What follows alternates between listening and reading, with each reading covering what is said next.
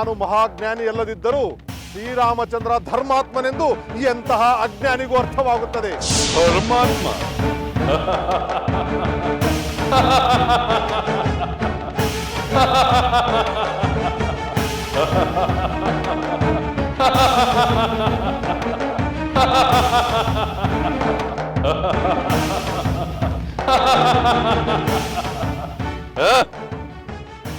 ನಿನ್ನ ಧರ್ಮಾತ್ಮನಾದ ರಾಮನನ್ನು ನಾನು ನನ್ನ ಹರಿತವಾದ ಬಾಣಗಳಿಂದ ಪರಲೋಕಕ್ಕೆ ಕಳಿಸುವುದನ್ನು ನೀನೇ ನೋಡುವೆಯಂತೆ.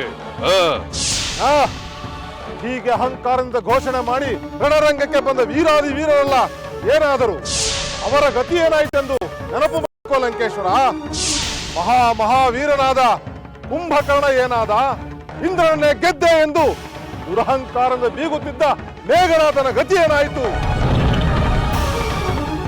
ನೆನಪು ಮಾಡಿಕೋ ಲಂಕೇಶ್ವರ.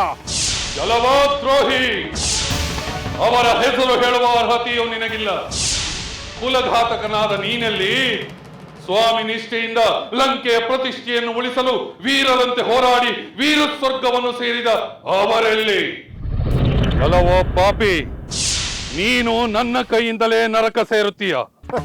ಧರ್ಮವನ್ನು ನಂಬಿದವರಿಗೆ ನರಕವಿಲ್ಲ ಲಂಕೇಶ್ವರ. ಅವನಿಗೆ ಇಹವು ಸ್ವರ್ಗವಾಗುತ್ತದೆ, ಪರವೂ ಸ್ವರ್ಗವಾಗುತ್ತದೆ.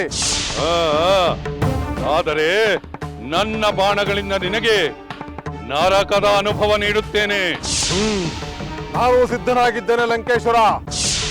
ನಿನ್ನ ನಡುವೆ ಧರ್ಮ ಅಧರ್ಮಗಳ ಯುದ್ಧ ನಡೆದು ಹೋಗಲಿ.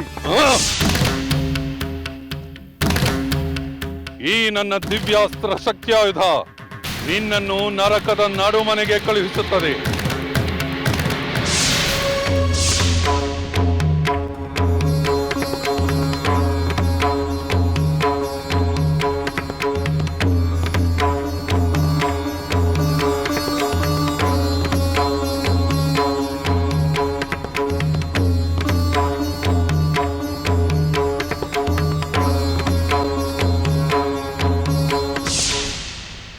ಈಗ ಭಯಂಕರ ರೂಪವನ್ನು ಪಡೆದುಕೊಳ್ಳುತ್ತಿದೆ. ರಾವಣ ವಿಭೀಷಣನ ಮೇಲೆ ಶಕ್ತಾಯುಧವನ್ನು ಪ್ರಯೋಗಿಸಲು ಸಿದ್ಧನಾಗಿದ್ದಾನೆ. ಆ ದಿವ್ಯಾಸ್ತ್ರದ ಶಕ್ತಿ ಏನೆಂದು ನಿಮಗೂ ಗೊತ್ತಲ್ಲ? ಗೊತ್ತು ದೇವೇಂದ್ರ. ಆ ಶಕ್ತಿಯಾಯುಧ ವಿಭೀಷಣ ಎದೆಯನ್ನು ಹೊಕ್ಕರೆ ಅವನು ಬದುಕುಳಿಯುವುದು ಅಸಂಭವವೇ ಸರಿ. ಅದನ್ನು ಎದುರಿಸಬೇಕಾದರೆ ಪ್ರತಿಯಸ್ತ್ರವನ್ನು ಬಲ್ಲವನಾಗಿರಬೇಕು. ವಿಭೀಷಣನಲ್ಲಿ ಅಂಥ ಸಾಮರ್ಥ್ಯವಿರಲು ಸಾಧ್ಯವೇ ಇಲ್ಲ. ಈ ಶಕ್ತಿಯಿಂದ ರಾಮ ಲಕ್ಷ್ಮಣರು ಮಾತ್ರ ವಿಭೀಷಣನನ್ನು ಪಾರು ಮಾಡಲು ಸಾಧ್ಯ. ಮುಂದೇನಾಗುವುದು ನೋಡೋಣ. ಓಂ ನಮಃ ಶಿವಾಯ, ಓಂ ನಮಃ ಶಿವಾಯ, ಓಂ ನಮಃ ಶಿವಾಯ.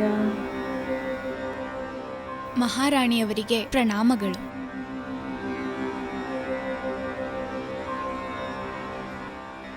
ಯುದ್ಧದ ವಿಚಾರವನ್ನು ತಿಳಿದು ಬಂದೆಯ ಸಖಿ? ತಿಳಿದು ಬಂದೆ ಮಹಾರಾಣಿ. ನಮ್ಮ ಪ್ರಭುಗಳು ಕ್ಷೇಮದಿಂದಿರುವರೆ?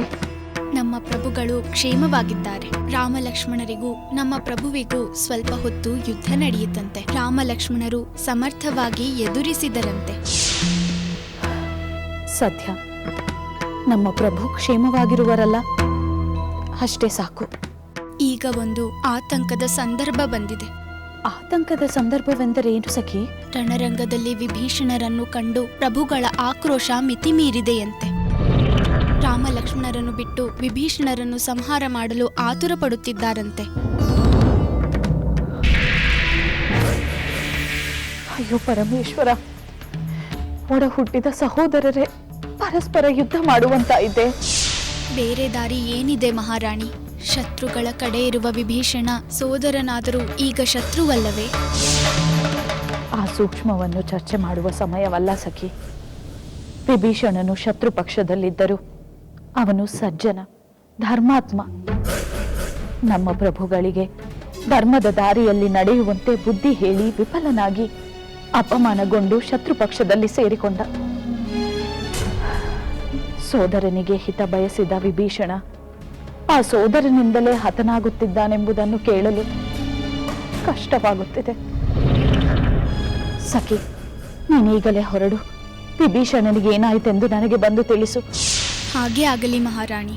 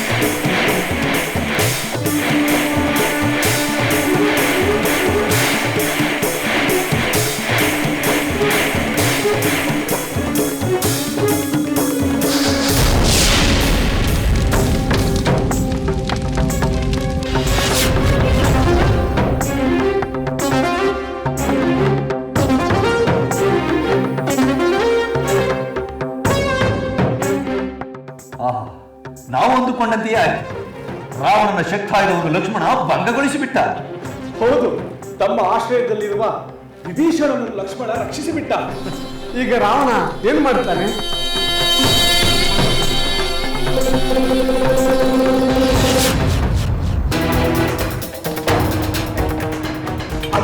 ಅಲ್ಲಿ ನೋಡಿ, ಆಕ್ರೋಶಗೊಂಡ ರಾವಣ ಮತ್ತೊಂದು ಶಕ್ತಾಯುಧವನ್ನು ಪ್ರಯೋಗಿಸಲು ಸಿದ್ಧನಾಗಿದ್ದಾನೆ.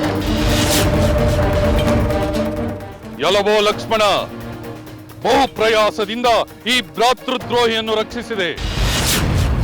ನಿನ್ನ ಈ ಅಪರಾಧವನ್ನು ನಾನು ಸುಮ್ಮನೆ ಬಿಡುವುದಿಲ್ಲ. ಈ ಭಯಂಕರವಾದ ಶಕ್ತಿಯಾಯುಧದಿಂದ ನಿನ್ನನ್ನೇ ಸಂಹರಿಸುತ್ತೇನೆ. ಶರಣಾಗತ ರಕ್ಷಕನೆಂಬ ರಾಮಚಂದ್ರನ ಖ್ಯಾತಿ ಸಾರ್ಥಕವಾಯಿತು. ರಾವಣನನ್ನು ತೊರೆದು ತನಗೆ ಶರಣಾಗತನಾದ ವಿಭೀಷಣನನ್ನು ರಾಮನ ಸಹೋದರ ಲಕ್ಷ್ಮಣ ರಕ್ಷಿಸಿದ. ಅಲ್ಲದೆ ರಾವಣನು ಪ್ರಯೋಗಿಸುವ ಮಹಾ ಅಸ್ತ್ರಕ್ಕೆ ಎದುರಾಗಿ ತಾನೇ ನಿಂತಿದ್ದಾನೆ. ಲಕ್ಷ್ಮಣ ತನ್ನ ಸಹೋದರ ರಾಮನಷ್ಟೇ ಪರಾಕ್ರಮಶಾಲಿ. ರಾಮನಂತೆ ಆಶ್ರಿತರ ಬಗ್ಗೆ ಕರುಣಾಳು. ಭೀಷಣನೇನೋ ಪಾರಾದ, ಆದರೆ ರಾವಣನು ಪ್ರಯೋಗಿಸುವ ಮಹಾಸ್ತ್ರದಿಂದ ಲಕ್ಷ್ಮಣನಿಗೆ ಏನೋ ಅಪಾಯ ಕಾದಿದೆಯೋ ಏನು? ಚಿಂತಿಸಬೇಡಿ, ತನ್ನ ಪ್ರಿಯ ಸಹೋದರಿಗೆ ಅಪಾಯ ಹೋಗಲು ಶ್ರೀರಾಮ ಬಿಡುವನೇನು? ಅಷ್ಟಕ್ಕೂ ಲಕ್ಷ್ಮಣನೇನು ಸಾಮಾನ್ಯನೇ?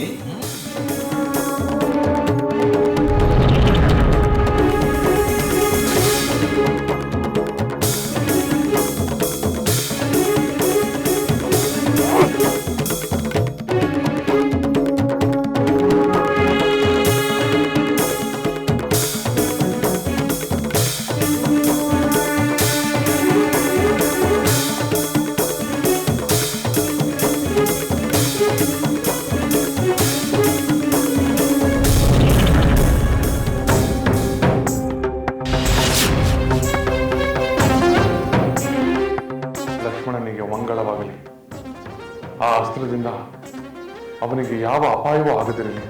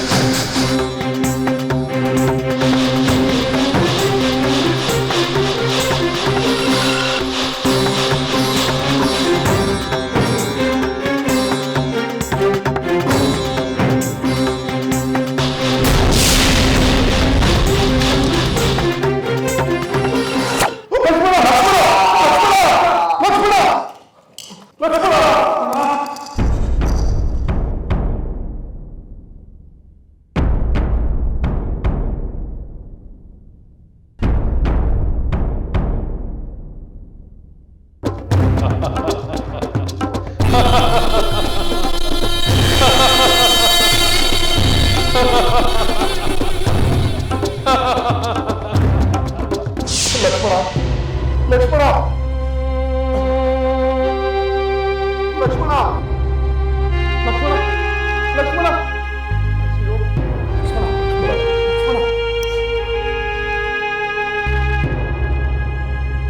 ಲಕ್ಷ್ಮಣ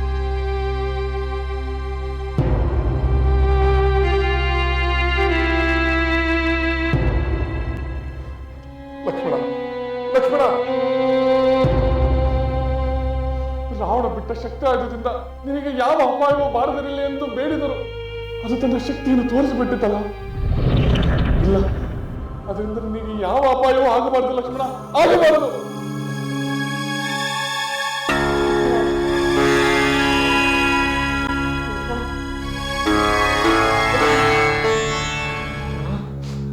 ಲಕ್ಷ್ಮಣ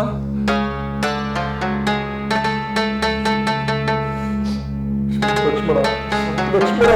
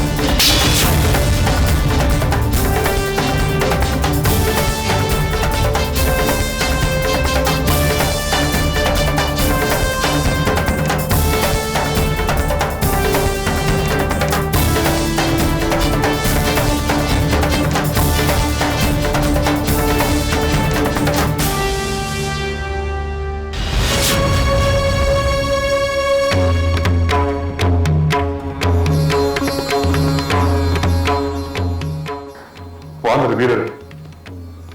ನನ್ನ ಸೋದರನನ್ನು ಸುತ್ತುವರೆದು ಅವನ ರಕ್ಷಣೆ ಮಾಡಿ.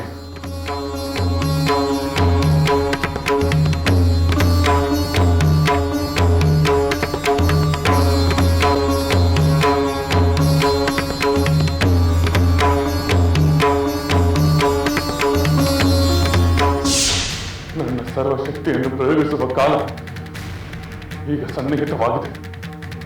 ನೀವೆಲ್ಲರ ಮುಂದೆ ಪ್ರತಿಜ್ಞೆ ಮಾಡಿ ಹೇಳುತ್ತೇನೆ, ಇನ್ನು ಅಲ್ಪ ಸಮಯದಲ್ಲಿ ಈ ರಾವಣ ಈ ಭೂಮಿಯ ಮೇಲೆ ಇಲ್ಲದಂತೆ ಮಾಡುತ್ತೇನೆ. ಇದು ಸತ್ಯ, ಸತ್ಯ, ಸತ್ಯ. ನೀವೆಲ್ಲರ ಮುಂದೆ ಪ್ರತಿಜ್ಞೆ ಮಾಡಿ ಹೇಳುತ್ತೇನೆ, ಇನ್ನು ಅಲ್ಪ ಸಮಯದಲ್ಲಿ ಈ ರಾವಣ ಈ ಭೂಮಿಯ ಮೇಲೆ ಇಲ್ಲದಂತೆ ಮಾಡುತ್ತೇನೆ. ಇದು ಸತ್ಯ, ಸತ್ಯ, ಸತ್ಯ.